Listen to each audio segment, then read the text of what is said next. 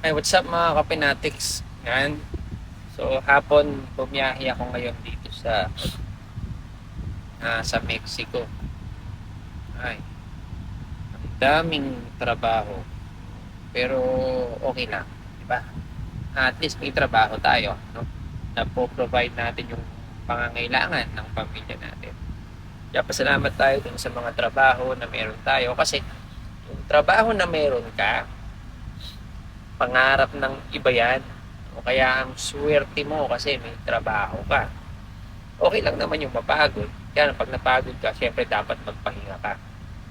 Pagka pahinga mo, balik ulit sa trabaho. So, ganun lang yun. Huwag susuko.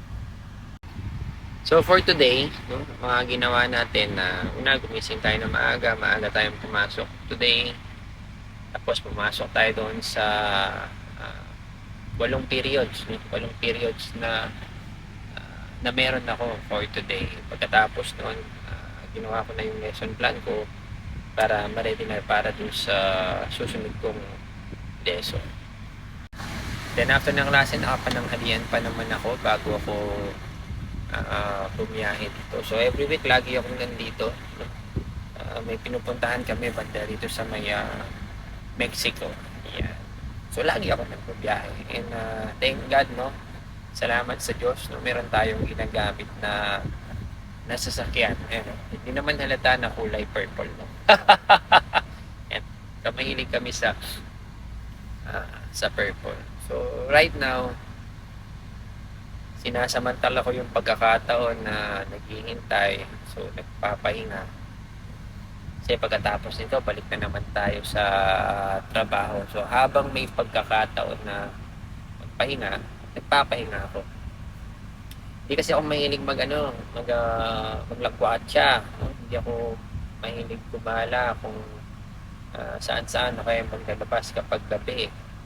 Hindi rin naman ako nakikipag-inuman.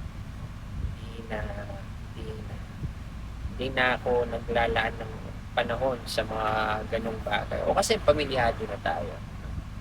At napakagandang bagay, napakaswerte mo kapag yung asawang lalaki, ang priority niya ay yung pamilya niya. Di ba? Di ba? Ang hirap na makahanap ng gano'n, no? Yung priority ng lalaki, yung pamilya niya. Yung hindi siya masyadong naglalabas, hindi gumagala, kasi ang gusto lang niya makasama yung misis niya, makasama yung anak niya. Kaya ako, ganun lang. Tambay-tambay na lang sa bahay, patrabaho, at mas pipiliin ko makasama yung pamilya ko. Diba? Sana all, no? Sabi